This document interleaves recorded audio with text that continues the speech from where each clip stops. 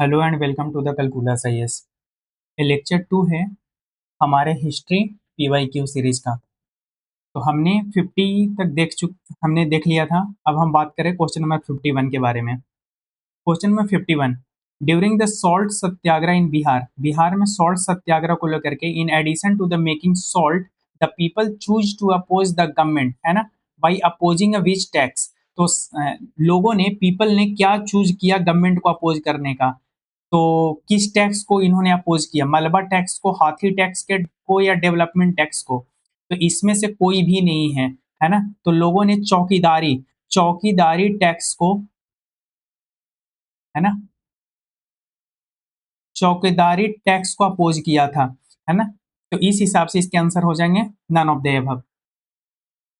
Question number 52, the elected government of the Bihar formed by the Shri Krishna Singh resigned in February 1938 for which reason, है ना। तो elected government of Bihar formed by Shri Krishna Singh resigned in February 1938, फरवरी 1938 में जो कृष्णा सिंह के द्वारा जो सरकार बनाई गई थी वो रिजाइन करना पड़ा था उसको। क्यों रिजाइन करना पड़ा था? इसका सही रीजन है for the release of the political prisoner, है ना। तो इन्होंने पॉलिटिकल प्रिजनर को रिलीज कर दिया था, इसीलिए इनको रिजाइन करना पड़ा था, है ना। Question number 53, who saved the life of Gandhi ji in Bihar during the Champaran satyagraha, है ना। तो इसमें से कौन ऐसे थे जिन्होंने गांधी जी का लाइफ बचाया था चंपारण सत्याग्रह में, है ना। तो इसके सही आंसर है बत्तक मियाँ, है ना। तो बत्तक मियाँ जो थे इन्होंने गांधी जी का लाइफ सेव किया था चंपारण सत्याग्रह के टाइम में, चंपारण सत्याग्रह के टाइम में, ठीक है।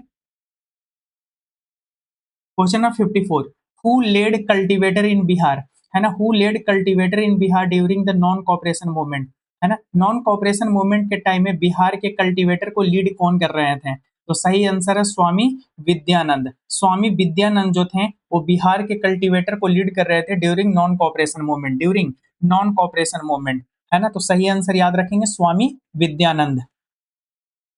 तो स्वामी विद्यानंद कौन थे? Was a prominent peasant leader who mobilize local cultivator in the north Bihar, particularly around the Madhubani and the Darbhanga region, to voice grievance against the oppressive Raj zamindari system during the non-cooperation movement. Question number 55. The Swadeshi and the boycott were adopted as a method of a struggle for the first time during the, है ना। तो swadeshi and the boycott को adopt किया गया था as a method of struggle. Swadeshi and boycott को as a method of struggle adopt किया गया था। पहली बार इसको कब अडॉप्ट किया गया? जब पार्टीशन ऑफ बंगाल हो रहा था, तो 1905 में स्वदेशी एंड बाइकआउट को as a method of struggle adopt किया गया। तो इसके सही आंसर हो जाएंगे option number C, partition of the Bengal. Next है question number 56, at the Calcutta session of the Indian national Congress held in 1906। तो कलकत्ता सेशन जो हो रही थी इंडियन नेशनल कांग्रेस का 1906 में, the flag of swaraj for India was unfurled by, है ना। तो ये फ्लैग किनके द्वारा अनफर्ल्ड किया गया था? तो दादा भाई नौरोजी के द्वारा, है ना। तो कलकत्ता सेशन में the Indian national Congress held in 1906, है ना। 1906 में जो कलकत्ता सेशन हो रहा था उसमें फ्लैग को अनफर्ल किनके द्वारा किया गया था? तो आगे से याद रखेंगे दादा भाई नौरोजी, दादा भाई नौरोजी। थोड़ा सा दादा भाई नौरोजी के बारे में समझ लेते हैं। दादा भाई नौरोजी को grand old man of India भी कहा जाता है ना। तो इन 1906 के कलकत्ता सेशन को प्रिसाइड कर रहे थे दादा भाई नौरोजी जो थे, वो कलकत्ता सेशन को 1906 में प्रिसाइड कर रहे थे। Where the goal of the Indian national Congress, और एक कलकत्ता सेशन का गोल क्या था? Was explicitly declared as a swaraj for the first time. और पहली बार 1906 के कलकत्ता सेशन में स्वराज को पहली बार डिक्लेयर किया गया, explicitly declare as a swaraj for the first time. Question number 57, during the freedom struggle a parallel movement launched in the Indian state, in the state ruled by the Indian rulers such as the Kashmir, या फिर निजाम हैदराबाद, या फिर Travancore etcetera. तो freedom struggle के time में एक parallel movement launch किया गया था इंडियन स्टेट में, है ना। इस मूवमेंट का नाम क्या था? इस मूवमेंट का नाम था प्रजा मंडल मूवमेंट। तो फ्रीडम स्ट्रगल के टाइम में एक पैरेलल मूवमेंट लॉन्च किया गया था इंडियन स्टेट, है ना, in the state ruled by the Indian ruler such as the Kashmir हो गया, हैदराबाद हो गया। तो यहाँ पे एक मूवमेंट चलाया गया था, उसका नाम था प्रजामंडल मूवमेंट, प्रजामंडल मूवमेंट। तो इसके बारे में जरा समझ लेते हैं प्रजामंडल मूवमेंट के बारे में। तो while the Congress lead the freedom struggle in the British led province, people living in the semi autonomous province state organized the Prajamandal, all India state people conference, to fight for the democratic right and the integration against the autocratic ruler, है ना। तो वैसे कोई भी state जो princely state थे, semi autonomous princely state था, वहां पे एक मूवमेंट चलाया गया, प्रजामंडल मूवमेंट चलाया गया था, ताकि इनको इनकी जो हक के डेमोक्रेटिक राइट है ना, वो मिल सके। Question number 58, which of the following statement regarding the Indian freedom struggle is not correct. इसमें से कौन कौन सा ऐसा स्टेटमेंट है इंडियन फ्रीडम स्ट्रगल के रिस्पेक्ट में जो सही नहीं है ना। इसमें कौन कौन सा ऐसा स्टेटमेंट है जो सही नहीं है। तो पहला स्टेटमेंट सही नहीं है ना। तो विच of the following statement regarding the Indian freedom struggle is not correct. तो इसमें कौन सा स्टेटमेंट सही नहीं है। तो पहला स्टेटमेंट सही नहीं है ना। Mahatma Gandhi was arrested in the year 1921, नहीं, ये स्टेटमेंट गलत है।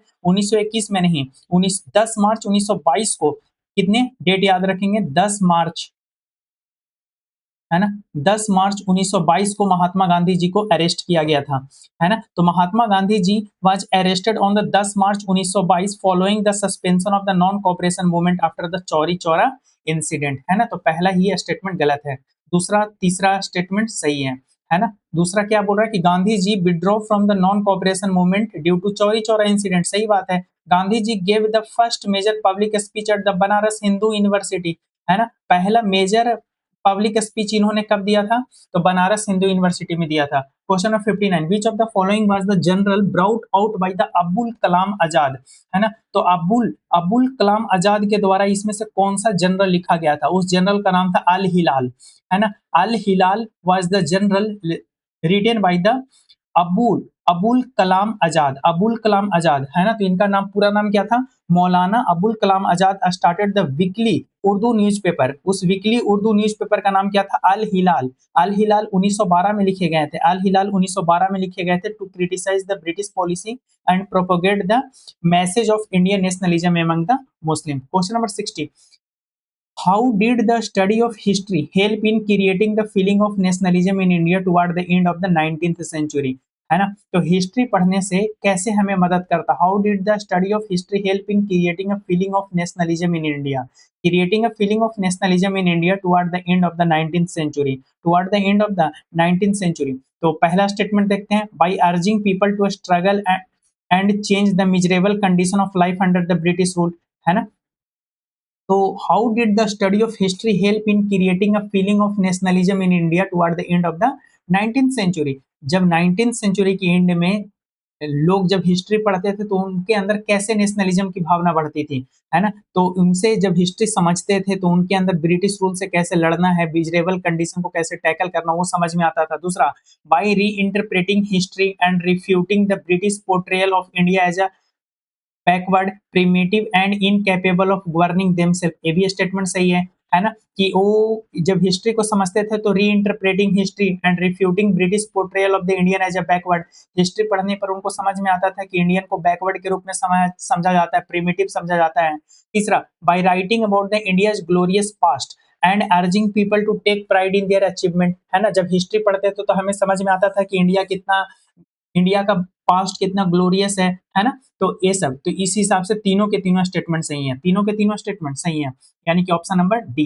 क्वेश्चन नंबर 61 बोला जा रहा है कि विच of the following statement is not correct. बताना है कि इसमें से कितने स्टेटमेंट सही नहीं है regarding the non cooperation movement in the town, है ना। तो इसमें कितने स्टेटमेंट सही नहीं है। पहला बोल रहा है इसमें कितने स्टेटमेंट सही नहीं है। तो पहला और दूसरा स्टेटमेंट सही नहीं है, बाकी तीसरा स्टेटमेंट सही है। पहला बोल रहा है only the upper caste and the rich took part in the movement, है ना। नॉन कोऑपरेशन मूवमेंट में बोला जा रहा है कि सिर्फ अपर कास्ट और रिच ने पार्टिसिपेट किया था, नहीं, गलत बात है।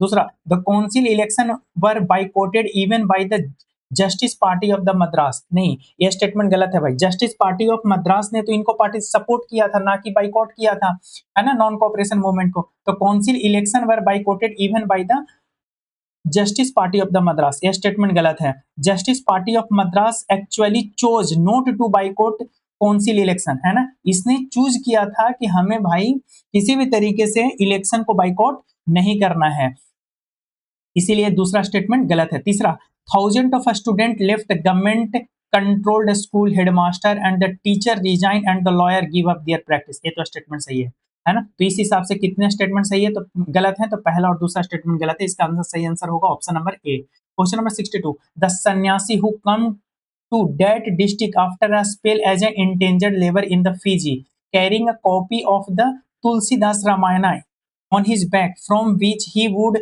recite verses to the rural audience. The peasant leader referred to here as, है ना, बाबा रामचंद्र दास, है ना, बाबा रामचंद्र दास इनका नाम था। एक ऐसे सन्यासी थे जो फिजी में रहते थे, फिजी से इंडिया में आए थे, and carrying a copy of Tulsidas Ramayan on his back which he would recite verses to the rural audience, है ना। इन पीजेंट लीडर का नाम क्या था, बाबा रामचंद्र दास। बाबा रामचंद्र दास के बारे में समझते हैं, तो ही was a key figure who organise the Awadh peasant into the unified movement, है ना। अवध के पीजेंट को यूनिफाइड मूवमेंट में इन्होंने ऑर्गेनाइज किया against the local talukdar and landlord in the Uttar Pradesh. He uses verses from the Ramayan to gain trust among the rural community, है ना। ये रामायण का इस्तेमाल करके रूरल कम्युनिटी के ऊपर में कॉन्फिडेंस लाते थे, थोड़ा सा भरोसा जताते थे।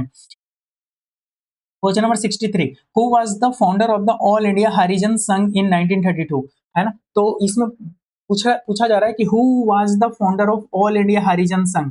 ऑल इंडिया हरिजन संघ का फाउंडर कौन है ना। तो who was the founder of all India Harijan Sangh in 1932। All India Harijan Sangh in 1932 के फाउंडर कौन है ना। तो सही आंसर हो जाएगा महात्मा गांधी, है ना, महात्मा गांधी। तो following the historic fast unto death and the subsequent Poona pact of 1932, है ना। तो 1932 में पूना पैक्ट हो जाता है। महात्मा गांधी ने इसके बाद all India anti untouchability league की स्थापना करी। बाद में इसी all India anti untouchability league का नाम पड़ गया Harijan Sevak Sangh, to eliminate untouchability, है ना। तो who was the founder of all India Harijan Sangh, Mahatma Gandhi, है ना। क्वेश्चन नंबर 64, ऑन फरवरी 20 1947, 20 फरवरी 1947 को 20 फरवरी 1947 को prime minister Attlee announce the British government decision to withdraw from the India, है ना, लस्टेड बाई, है ना। तो एटली कब अनाउंस करते हैं कि ब्रिटिशर्स वापस कब जाएंगे, तो इसका सही आंसर है जून 1948 में। बाद में माउंटबेटन प्लान आता है, तो ये बोलते हैं कि भाई हम 15 अगस्त को वापस जाएंगे, 15 अगस्त 1947 के जाएंगे। लेकिन 20 20 फरवरी 1947 को जो प्राइम मिनिस्टर एटली जो अनाउंसमेंट आता है, उसमें बोला जाता है कि जून 1948 को हम वापस जाएंगे, जून 1948 को वापस जाएंगे। तो prime minister Clement Attlee announce in the house of the common, है ना, that power would be transfer to the responsible Indian hand no later than June 1948। ये डेडलाइन देते हैं no later than June 1948। Lord Mountbatten later advance the deadline. बाद में Lord Mountbatten plan आया, उसमें इस डेडलाइन को पहले किया गया, अगस्त 1947 में किया गया, है ना। Question number 65, who establish the Swaraj दल इन द बिहार। बिहार में स्वराज दल की स्थापना किसने करी, तो इसके सही आंसर हो जाएंगे श्री कृष्ण सिंह, है ना। श्री कृष्ण सिंह जो है, तो a provincial branch of the Swaraj party formed by the C R Das and the Motilal Nehru was set up in Bihar in 1923। Gaya session में बनाया गया था स्वराज पार्टी का C R Das and Motilal Nehru के द्वारा, है ना, with Shri Krishna Singh acting as a primary leader. और इस स्वराज पार्टी के, है ना, एक इंपॉर्टेंट एक्टिंग प्राइमरी लीडर के रूप में कौन काम कर रहे थे, तो श्री कृष्ण सिंह काम कर रहे थे, श्री कृष्ण सिंह काम कर रहे थे, है ना। तो C R Das, Motilal Nehru and Shri Krishna Singh, इनका भी नाम याद रखेंगे। क्वेश्चन नंबर 66, बोला जा रहा है कि इन 1940 Patna women college was founded by which society, है ना। तो 1940 में पटना वुमेन कॉलेज की शुरुआत की गई थी किस सोसाइटी के द्वारा, किस सोसाइटी के द्वारा, तो इसके सही आंसर होंगे सिस्टर, है ना, सिस्टर्स ऑफ एपोस्थेलिक कार्मेल के द्वारा, सिस्टर्स ऑफ एपोस्थेलिक कार्मेल के द्वारा पटना वुमेन कॉलेज की स्थापना की गई थी 1940 में, है ना। जरा इसके बारे में समझ लेते हैं। Patna women college, Patna women college the first institution of the higher learning opened exclusively for the women in the Bihar was established by the Catholic religious congregation known as the Sister of Apostolic Carmel, है ना। तो sister of एपोस्थेलिक Carmel के द्वारा, जो कि Catholic religious group थे, इनके द्वारा की शुरुआत किया गया था। Question number 67, who among of the following headed the two boundary commissions set up to delineate the international frontier between the India and Pakistan in 1947। बोला जा रहा है कि who among the following headed the two boundary commission set up to delineate the international frontier between India and Pakistan in 1947, है ना। तो Radcliffe line है, India and Pakistan के बीच में कौन सा लाइन है, रेड क्लिफ लाइन है। तो इसका सही आंसर हो जाएगा सेरिल रेडक्लिफ, है ना। तो एक बाउंड्री कमीशन एक बनाया गया था ताकि इंडिया एंड पाकिस्तान के बीच में बाउंड्री ड्रॉ किया जाए। ये तो पता ही है हमें रेडक्लिफ, तो इसका पूरा नाम क्या था, सेरिल रेडक्लिफ। सेरिल रेडक्लिफ के बारे में जरा समझ लेते हैं। तो sir Cyril Radcliffe was appointed as the joint chairman of the two boundary commission, one for the Bengal and one for the Punjab, to draw a partition line dividing India and the Pakistan. Question number 68. Who introduced the system of the Mahalwari settlement in the Bengal? है ना। तो किसने Mahalwari settlement in Bengal के system को introduce किया था। तो इसके सही आंसर हो जाएंगे option number C, Holt Mackenzie. Holt Mackenzie ने इसकी शुरुआत करी थी कब, 1819 में, है ना। 1819 में महलवारी सेटलमेंट की शुरुआत की गई थी बंगाल में हॉल्ट मैकेंजी के द्वारा। तो mahalwari revenue land settlement was originally conceived and designed by the Holt Mackenzie. कब शुरू किया गया था, 1819 में, later legally confirmed through the regulation 7 of the 1822। Question number 69। 1940 में Vinoba Bhave started the individual satyagraha from, है ना। तो कौन सा जगह है, महाराष्ट्र के पावनार, है ना। पावनार से इन्होंने विनोबा भावे ने इंडिविजुअल सत्याग्रह की शुरुआत करी थी 1940 में। तो महात्मा गांधी, है ना, तो Mahatma Gandhi launch the individual satyagraha. Mahatma Gandhi ने अक्टूबर 1940 में लॉन्च किया था to protest against the India's being dragged into the world war second without India's consent. He chose Vinoba Bhave as the first satyagrahi who kicked off the movement from the Pavanar Ashram, है ना। तो इन्होंने अपना सत्याग्रह कहाँ से शुरू किया था, तो महाराष्ट्र का एक जगह है पावनेर आश्रम से, वहां से इन्होंने शुरू किया था। Question number 70। The Congress took a critical stand over the Mount Ford reform in 1918, which led to break up the old moderate rampant Sapru, Jaykar and the Chintamani who formed the, इन्होंने किस चीज की शुरुआत करी थी, तो इसका राइट आंसर है इंडियन नेशनल लिबरल फेडरेशन। तो कांग्रेस ने क्रिटिकल स्टैंड लिया over the mount Ford reform. Mount Ford, है ना, चेम्सफोर्ड, है ना। माउंट फोर्ड रिफॉर्म जो 1918 में किया गया था, माउंट फोर्ड रिफॉर्म जो 1918 में किया गया था, जिसकी वजह से which led to break up the old moderate remnant Sapru's, Jayakar, है ना, चिंतामणि। तो इन्होंने उससे निकल करके इंडियन नेशनल लिबरल फेडरेशन की शुरुआत करी, है ना। तो इसके एक्सप्लेनेशन क्या हो जाएंगे कि when the Congress rejected the Montagu Chelmsford reform, जब कांग्रेस ने मॉन्टेगू चेम्सफोर्ड रिफॉर्म को रिजेक्ट कर दिया, मॉन्टेगू चेम्सफोर्ड दोनों को मिला करके मॉन्टफोर्ड रिफॉर्म बोला जा रहा है, as a disappointing senior moderate leader split from the party. और यहाँ से सीनियर मॉडरेट लीडर जो थे पार्टी से बाहर निकल गए और इन्होंने इंडियन नेशनल लिबरल फेडरेशन बना लिया, इंडियन नेशनल लिबरल फेडरेशन बना लिया। Question number 71। The cabinet mission was sent to India for which of the following, है ना। तो कैबिनेट मिशन इंडिया में भेजा गया, क्यों भेजा गया, है ना। तो इसके राइट आंसर है to establish a national government, या फिर to work out a constitutional arrangement for the transfer of the power. तो दूसरा आंसर सही है। तीसरा, to work for the detail in the Jinnah demand for the Pakistan. तीसरा आंसर गलत है, पहला भी गलत है ना। तो कैबिनेट मिशन इंडिया में क्यों भेजा गया था, constitutional arrangement and transfer of power के लिए, है ना। To work out a constitution, एक कॉन्स्टिट्यूशनल अरेंजमेंट बनाया जाएगा जिसके तहत ट्रांसफर ऑफ पावर किया जाएगा, है ना। नेशनल गवर्नमेंट का इसका कोई इरादा नहीं था जीना, जीना के डिमांड पर काम करने के लिए, जीना का जो डिमांड था पाकिस्तान बनाने का, उसके लिए नहीं किया गया था, है ना। अब सारे के सारे हमने मॉडर्न इंडियन हिस्ट्री के सवाल कर लिए। अब हम बात कर रहे हैं एंशिएंट एंड मिडिएवल हिस्ट्री के, जो 68 बीपीएससी में पूछे गए हैं, उसकी बात कर रहे हैं। क्वेश्चन नंबर 72, है ना। Who among the following made an offer to the Humayun that he would surrender Bihar and pay an annual tribute of 10 lakh dinar if he was allowed to retain Bengal. तो सही आंसर इसके कौन से हैं, शेर खां, है ना। तो इसमें से कौन से ऐसे थे जिसने हुमायूं को ऑफर किया that he would surrender Bihar, ये बिहार को सरेंडर कर देगा। Who among of the following made an offer to the Humayun that he would surrender Bihar and pay an annual tribute of 10 lakh dinar, है ना। 10 लाख दिनार का एनुअल ट्रिब्यूट देगा if he was allowed to retain Bengal, है ना। अगर वो बंगाल भी रख सकता है, बिहार प्लस बंगाल दोनों रखेगा, तो हुमायूं को 10 लाख दिनार का एनुअल ट्रिब्यूट देगा। तो ऐसा किसने किया था, शेर खां ने किया था, है ना। शेर खां को शेरशाह सूरी भी कहा जाता है।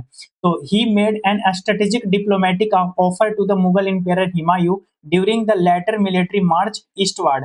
दो the temporary truce eventually dissolve culminating in the battle of the Chausa. Finally दोनों के बीच में बैटल ऑफ चौसा होता है, देना भी नहीं पड़ता है। 73 Vikramshila university was establish by, Vikramshila university किसके द्वारा इस्टेब्लिश किया गया था? धर्मपाला के द्वारा किया गया था, है ना। थोड़ा सा विक्रमशिला यूनिवर्सिटी के बारे में समझते हैं। तो Vikramshila university one of the premier center of the Buddhist learning in the ancient India था, located in modern day Bhagalpur Bihar. Was founded by the prominent Pala emperor Dharmapala, है ना। प्रोमिनेंट पाला इंपेरर धर्मपाला के द्वारा इसको फाउंड किया गया था in the late 8th century में, है ना। 8th सेंचुरी में इसकी फाउंडेशन रखी गई थी। Question number 74 in the ancient time the area of the south of the Ganga was known as, है ना। तो बोला जा रहा है कि in ancient time the area to the south of Ganga, Ganga के साउथ में, एंशिएंट टाइम में area to the south of Ganga is known as, तो गंगा के साउथ वाले एरिया को हम क्या बोलते हैं? मगध। तो मगध तो इसके ऑप्शन में है ही नहीं, तो इसके राइट आंसर हो जाएंगे नन ऑफ द एबव, है ना। गंगा के साउथ में कौन सा एरिया था? मगध था, ठीक है। इसके राइट आंसर क्या हो जाएंगे? मगध हो जाएंगे। Question number 75 when did the use of iron begin in Indian सब कॉन्टिनेंट, आयरन की यूज होना की शुरुआत कब हुई इंडियन सब कॉन्टिनेंट में, है ना। तो इसके राइट आंसर कौन से हो जाएंगे? Iron begin in the Indian सब कॉन्टिनेंट लगभग 1000 बीसी में शुरू हो गया था। 1000 बीसी तो इसमें है भी नहीं कहीं पे, 9000, 12000, 6000, यानी कि इसके राइट आंसर हो जाएंगे none of the above, none of the above, यानी कि लेटर वैदिक टाइम पीरियड में हमने यूज करना शुरू किया था। Question number 76 according to the rock inscription in the Sanskrit composed around the 2nd century BC Sudarshan lake an artificial reservoir was repaired by the, है ना। सुदर्शन लेक किनके द्वारा रिपेयर किया गया था? रुद्रदामन के द्वारा किया गया था, है ना। तो Rudradaman the famous Junagadh rock inscription of the सका रूलर रुद्रदामन, तो रुद्रदामन का एक इंस्क्रिप्शन है, कौन से जगह पे है?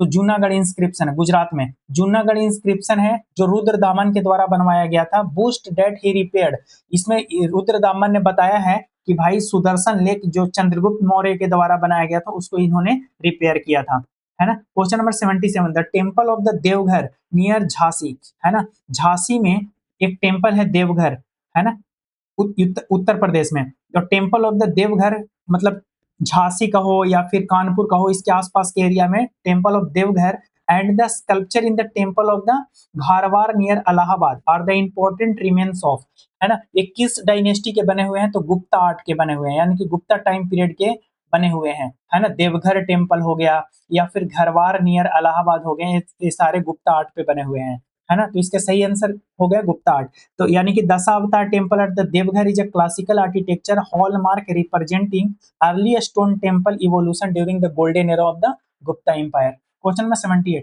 Which of the following battle are the main opponent not correctly stated, है ना। तो बताया जा रहा है कि इसमें कौन सा स्टेटमेंट जो है वो सही नहीं है, तो स्टेटमेंट नंबर सी सही नहीं है। सेकंड बैटल ऑफ पानीपत में टीपू सुल्तान एंड मराठा के बीच में हुआ था, एकदम गलत बात है। यानी कि सेकंड बैटल ऑफ पानीपत पहले हुआ कब है? 1556 में हुआ है। सेकंड बैटल ऑफ पानीपत कब हुआ है? 1556 में हुआ है। Was found between the Akbar, है ना, अकबर एंड हेमू, अकबर एंड हेमू के बीच में ये वॉर हुआ था, है ना, सेकंड बैटल ऑफ पानीपत। तो अकबर के बिहाफ में कौन लड़ रहा था? बैरम खान लड़ रहा था और हेमू लड़ रहा था, ठीक है। तो ये वाला थर्ड स्टेटमेंट हमारा गलत है, पहला और दूसरा सही है। The battle of Haldi Ghati में महाराणा प्रताप एंड अकबर के बीच में हुआ था, एकदम सही बात है। Second the first battle of Panipat, first battle of Panipat कब हुआ? 1526 में, 1526 में ये बाबर एंड इब्राहिम लोदी के बीच में हुआ था, ठीक है। नेक्स्ट है question number 79 during the Delhi Sultanate the designation Muqaddam और द चौकीदारी वाज यूज्ड फॉर, है ना। मुकद्दम और चौकीदारी ये किस लिए इस्तेमाल होता था? तो विलेज हेडमैन के लिए इस्तेमाल होता था, ठीक है, विलेज हेडमैन के लिए इस्तेमाल होता था। In the agrarian administration system of the Delhi Sultanate the muqaddam and the chaukidari refer to the local village headman responsible for the law, है ना। ये लॉ के लिए रिस्पॉन्सिबल होता था, ऑर्डर के लिए, कलेक्टिंग रेवेन्यू के लिए रिस्पॉन्सिबल होता था, है ना। तो दिल्ली सल्तनत में मुकद्दम एंड चौकीदारी किसके लिए इस्तेमाल होता था? विलेज हेडमैन के लिए इस्तेमाल होता था, मुकद्दम एंड चौकीदारी, है ना। क्वेश्चन नंबर 80 उसके बाद है Tabaqat, Tabaqat e Akbari which has been sometime considered more reliable than Abul Fazl, Abul Fazl Akbarnama was written by, है ना। तो तबकत ए अकबरी पर ज्यादा लोग रिलाई करते हैं rather than relying on the Akbarnama. तो तबकत ए अकबरी जो है किसके द्वारा लिखा गया था, तो निजामुद्दीन अहमद के द्वारा लिखा गया था, निजामुद्दीन अहमद के द्वारा। तो निजामुद्दीन अहमद रोट द तबकत ए अकबरी।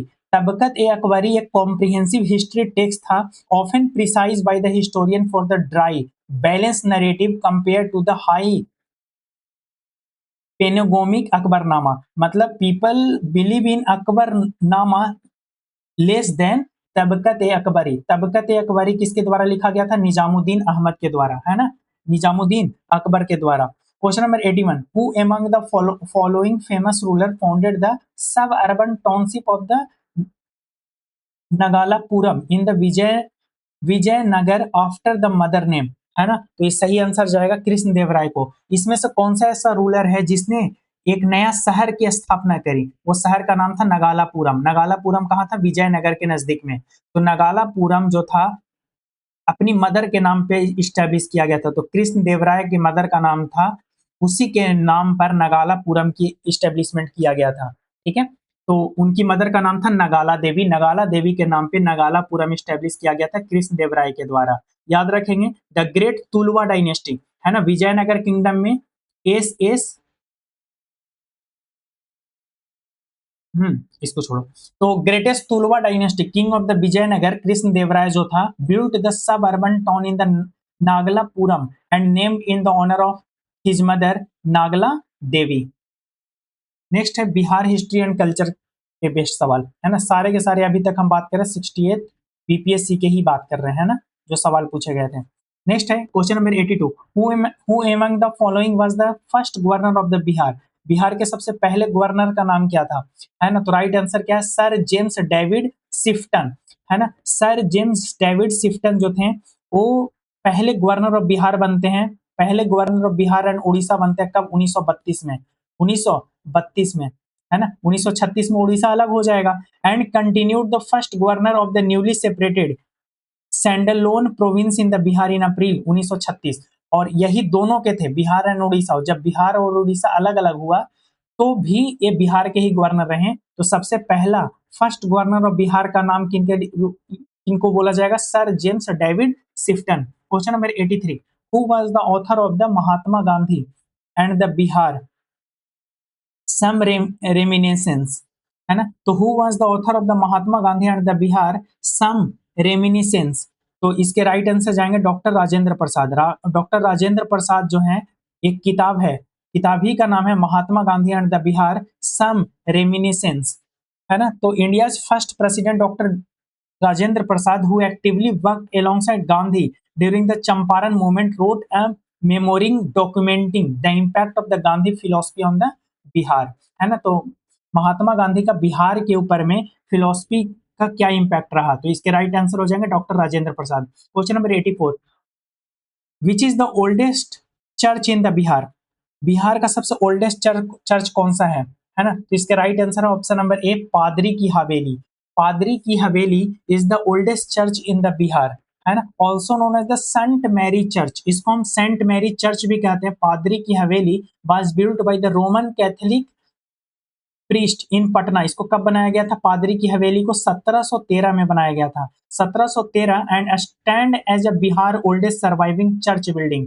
पादरी ki Haveli, Padri ki Haveli. Question number 85, the late actor Kumudlal Ganguly also known for the stage name Ashok Kumar was born in which of the following city of the Bihar, है ना। इनका जन्म कहाँ पे हुआ था, तो राइट आंसर है ऑप्शन नंबर सी, भागलपुर, है ना। तो एक लेट एक्टर कमुंड, है ना, कमंडल, सॉरी, कुमुंड लाल गोंगली, जिनका जिनका अशोक कुमार भी कहा जाता है, इनका जन्म कहाँ हुआ था, तो भागलपुर में। तो लेजेंडरी बॉलीवुड आइकन अशोक कुमार, है ना, कुमंड लाल Ganguly was born in Bengali family residing in the Bhagalpur Bihar. तो अभी तक हमने 68 पूरा कर लिया, 68 बीपीएससी के सारे सवाल हमने कर लिए। अब हम बात कर रहे हैं 69th बीपीएससी के बारे में। Question number 86, ancient and medieval Indian history का क्वेश्चन नंबर 86 है, which of the following animal is known to the people of Indus valley civilisation, इसमें से कौन सा ऐसा एनिमल है was not known to the people of Indus valley civilisation. तो Indus valley civilisation को बुल के बारे में तो पता था, एलिफेंट के बारे में पता था, पर हॉर्स के बारे में नहीं पता था, है ना, हॉर्स के बारे में नहीं पता था। इसके राइट आंसर हो जाएंगे ऑप्शन नंबर बी, हॉर्स, है ना। While the Harappan were closely familiar with the bull, elephant, rhinoceros, the horse was not a native and a structurally defined animal utilized in the Indus Valley civilization. Question number 87. In the Indian art, the construction of a stupa, chaitya and the vihara is related to which of the following? है ना, एक किस चीज से related है, तो Buddhism से related है ना। स्तूपा, चैत्या एंड विहारा किस चीज से रिलेटेड है, तो बुद्धिज्म से रिलेटेड है ना। The classical Buddhist structure stupa is a sacred relic mound, है ना।